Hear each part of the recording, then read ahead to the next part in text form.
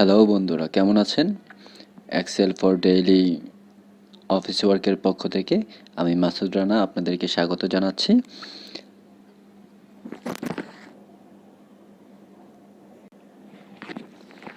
Excel সম্পর্কে একটি ভীতি আমাদের কম বেশি সবারই কাজ করে।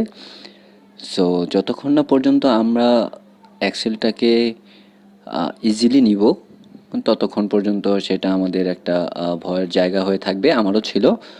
সো যখন আমি কাজ করা শুরু করি 2.5 ইয়ার্স আগে, তখন সত্যি কথা বলতে এক্সেল সম্পর্কে আমার কোনো ধারণাই ছিল না। বাট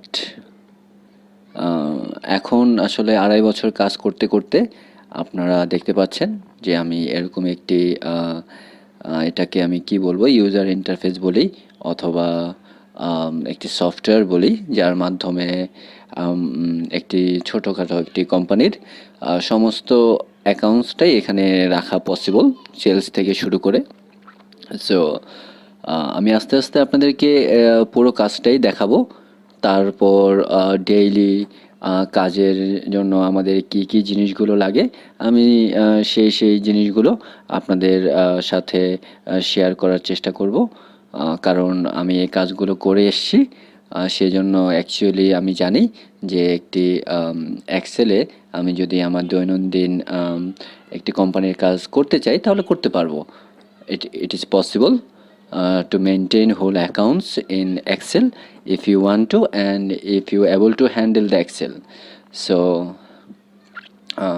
এবং খুব সহজভাবেই সেটা পসিবল। আমাদের খুব বেশি ফর্মুলা জানার প্রয়োজন নেই। আসলে এখন আমাদের ইন্টারনেটের যুগে আমরা যখন যেই ফর্মুলাটাই চাইবো বা যাই করতে চাইবো না কেন, অনলাইনে সবই কিন্তু সম্ভব। সো আমাদেরকে জাস্ট একটু খুঁজতে হবে এবং আমাদের ইচ্ছেটা থাকতে হবে যে আমরা এই কাজটি করব। এনি হাউ আমরা এটা মেনটেন করে করব। সো আমি বলবো না যে আমি এক্সেলে খুব বেশি এক্সপার্ট, বাট আমি তারপরও আমি চেষ্টা করেছি যে এক্সেলে কিছু কাজ করতে। সো আসলে এটা আপনাদের উপরে যে আমি কতটুকু কাজ করেছি এবং কীরকম কাজ করেছি। যেমন আমি দেখাই এখানে একটু, এটা হলো একটি ইনভয়েস। আমরা যদি এটা একটু দেখি যে এই ইনভয়েসে আমরা কি কি করতে পারবো। আমি যে কোম্পানিতে কাজ করেছি বা এখনও কাজ করছি সেটা হলো ড্রাগ ফেয়ার ফার্মাসিউটিক্যালস। এটা একটি মেডিসিন কোম্পানি।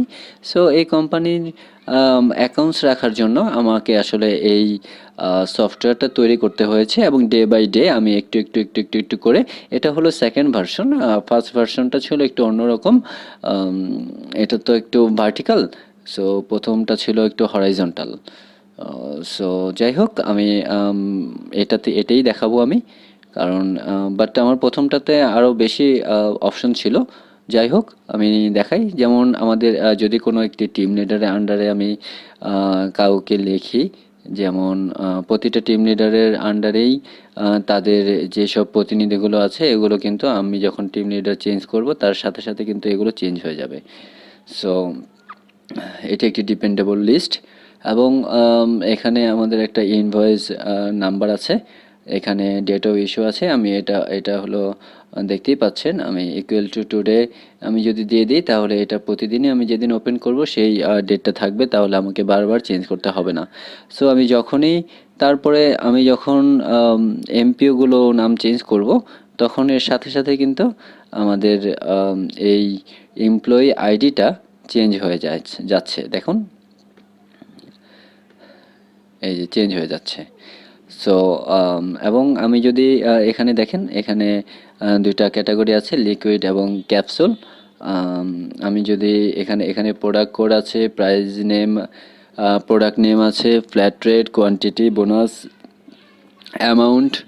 সো এই সমস্ত জিনিস আছে। আবার আছে এখানে স্যাম্পলের একটা ব্যাপার আছে, যেহেতু কোম্পানি স্যাম্পল দেয় আমাকে এই অপশনটুকু রাখতে হয়েছে। এই সব কিছুই আসলে আমার এই কোম্পানির ডিমান্ড অনুযায়ী বা এই কোম্পানি কী চাচ্ছে বা কীভাবে ডেইলি কাজ করছে সেই কাজগুলোকে কতটুকু সহজভাবে করা যায় আমি সেই চেষ্টাটাই করেছি, এবং কতটুকু অটোমেটিক্যালি করা যায় আমি সেই চেষ্টাটুকু করেছি। কারণ তাহলে আমাদের সময় সেভ হবে এবং আমরা অনেক অনেক কাজই করতে পারবো। আমি যখন এখানে এই কোম্পানিতে শুরু করি তখন তারা হাতে ইনভয়েস করতো, যেটা আমার 8টা 9টা ইনভয়েস করতে প্রায় 3 সাড়ে 3 ঘন্টা সময় লেগে যেত, এবং কিছু ভুল হওয়ারও সুযোগ থাকে সেক্ষেত্রে। বাট এখন ভুল অনেকটুকুই কমে গিয়েছে। হ্যাঁ, ভুল হয়, এখন যদি এন্ট্রিতে ভুলে তাহলে ভুল হবে। এটা কারণ আমরা তো হিউম্যান, আমরা তো 100% এরর ফ্রি না, এই আর কি।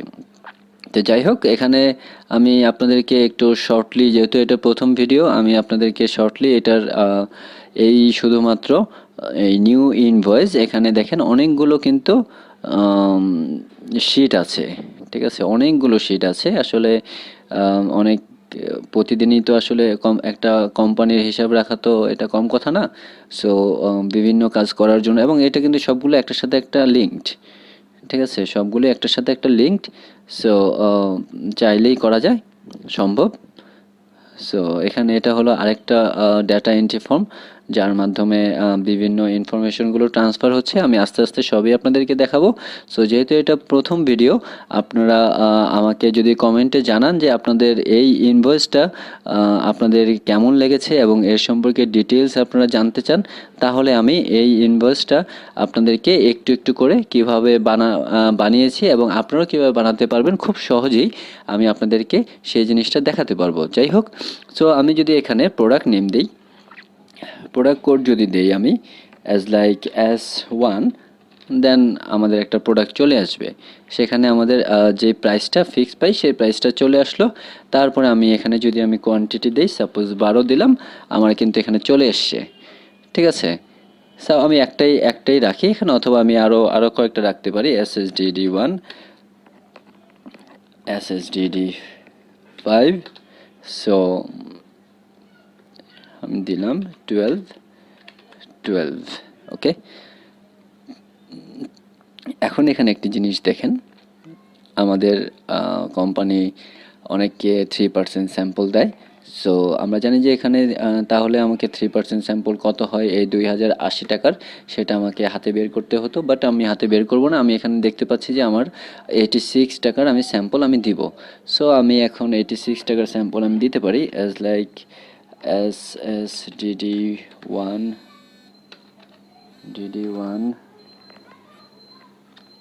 দিলাম। সো এসছে।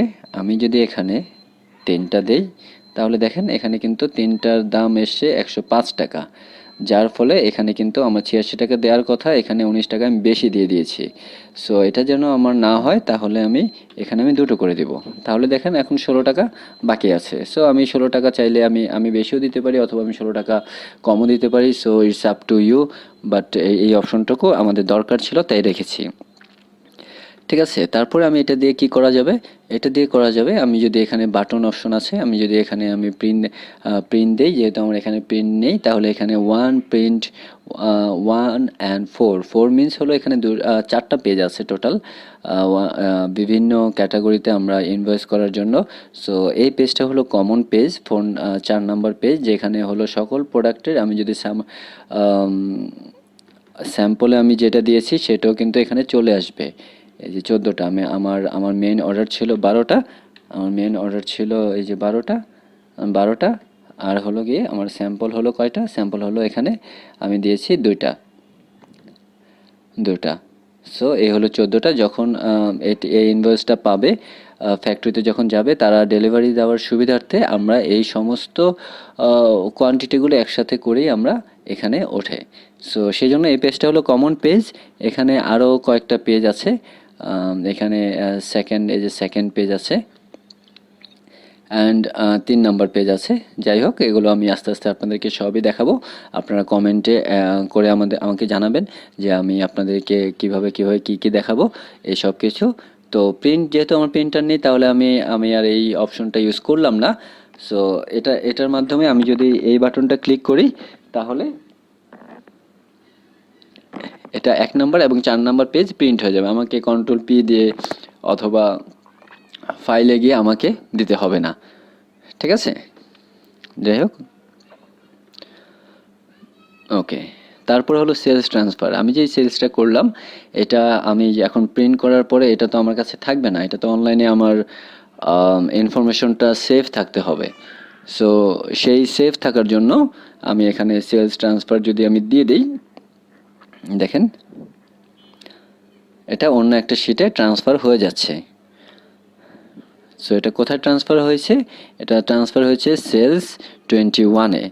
যেহেতু আমি এটা কয়েক বছর ধরে করছি, তাই আমি এটা আলাদা আলাদা শিট দিয়ে রাখছি। এই যে দেখেন, 3982 নাম্বার ইনভয়েস, এই যে ইনভয়েস 3982 নাম্বার ইনভয়েস, ডেট এবং সব কিছু সমস্ত লিস্ট আকারে কিন্তু এখানে চলে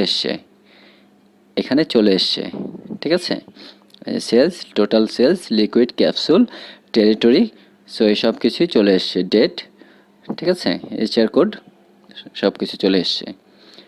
যাই হোক, তো একই রকমভাবে আমাদের প্রোডাক্ট ইনফরমেশনগুলো রাখার জন্য সেখানে আমরা প্রোডাক্ট ট্রান্সফার দিতে পারি। তাহলে আমরা আসলে বুঝতে পারবো যে কোন কোন এরিয়াতে কি কি ধরনের প্রোডাক্ট যাচ্ছে এবং আমাদের এক একটা ক্লায়েন্ট কী ধরনের প্রোডাক্ট নিচ্ছে। সো এগুলো আমাদের রিপোর্টিংয়ে কাজে লাগবে।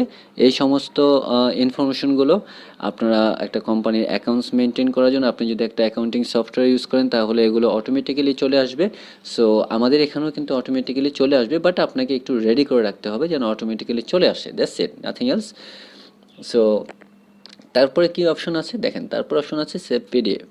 আপনি এখানে যদি সেভ পিডিএফ দেন, তাহলে এই ইনভয়েসটা সেভ হয়ে যাবে। কোন কোন অংশটুক? 1 নাম্বার এবং 4 নাম্বারটা হয়ে যাবে। এই যে আমি সেভ পিডিএফ দিলাম,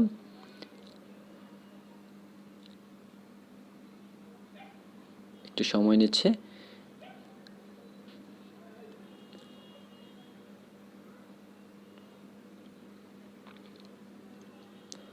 ওকে, এটা কিন্তু সেভ হয়ে গিয়েছে। এটা কোথায় আছে?